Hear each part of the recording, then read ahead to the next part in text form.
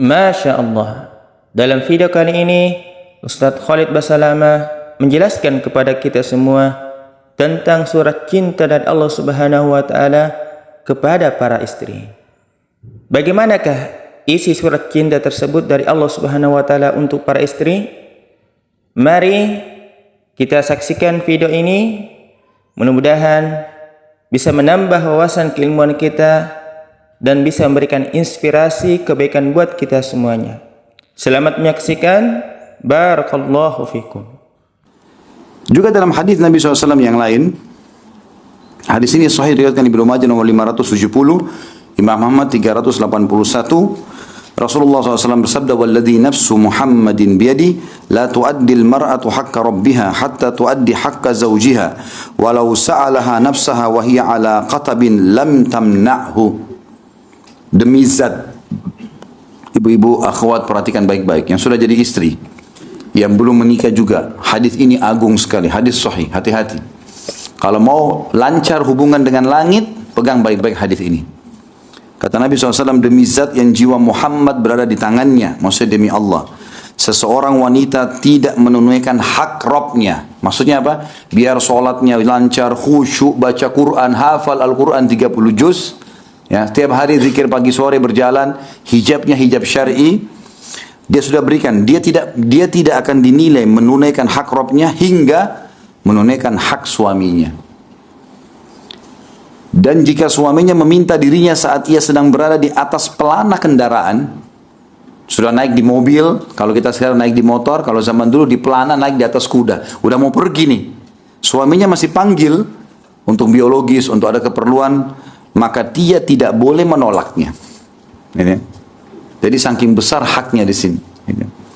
Tentu secara umum makna hadis ini, teman-teman sekalian, kalau kita lihat, kita arahkan kepada akhwat kita, kesannya kayak ada tanda kutip ya, penekanan terhadap wanita tidak bisa nolak ajakan suami secara zahirnya, gitu kan.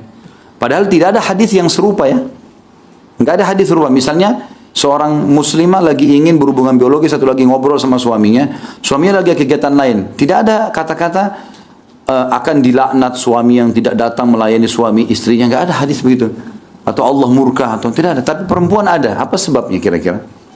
Karena Allah sebagai pencipta kita sangat mengetahui karakter-karakter masing-masing. Ya. Kalau ibu-ibu pada saat ada keinginan atau seorang wanita ada keinginan untuk berhubungan biologis atau bercanda dengan suaminya, sebenarnya tidak terlalu masalah kalau ditunda beberapa waktu. Karena memang wanita kalau tidak dipicu, dia tidak akan terangsang.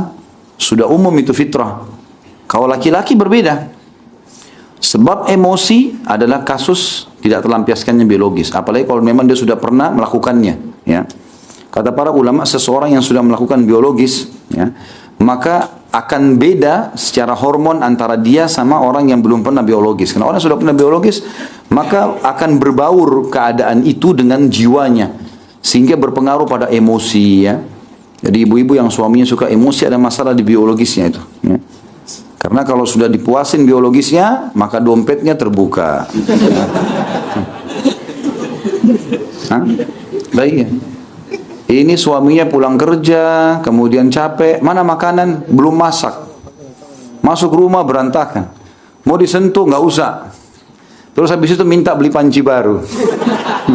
Kira-kira dikasih nggak? Atau minta diantar. Coba begitu suami datang, rumahnya sudah wangi, bersih, kemudian dia juga berhubungan biologis sama suaminya, pasti aman. Apa saja, oh ini, ya, mungkin belum disebut hajatnya, ya nggak apa-apa. Itu rahasia laki-laki loh bu.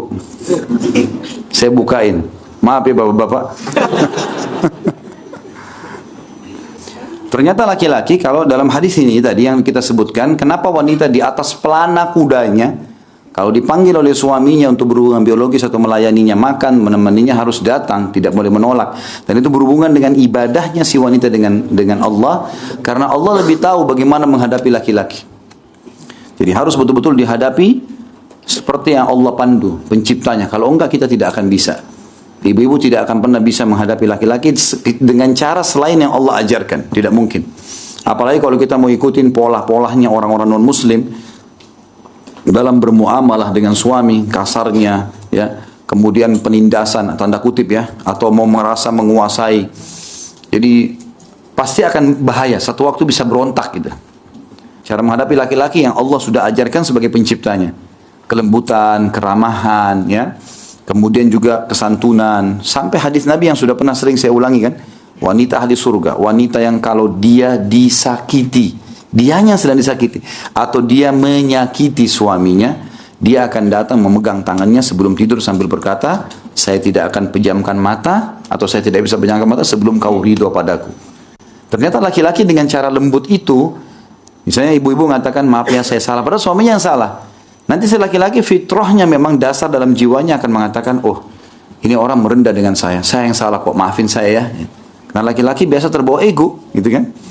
Walaupun dia salah, langsung ibu menghardik mengatakan, kamu salah, kamu begini, maka itu akan jadi masalah. Yang ada adalah defense yang terjadi. Tahukah kamu hak suami atas istrinya? Kalau kau sudah menikah nanti, ingat, hak suamimu ada. Jika pada hidungnya terdapat luka yang mengalirkan nanah, lalu ia menghisapnya, mengeluarkan dengan hisapan mulutnya, maka itu masih belum menunaikan haknya. Dalam riwayat lain, kalau di dada suamimu ada luka, kemudian bernanah, dan kamu membersihkan dengan lidahmu, maka kamu masih belum bisa memberikan haknya. Artinya saking besarnya hak suami itu.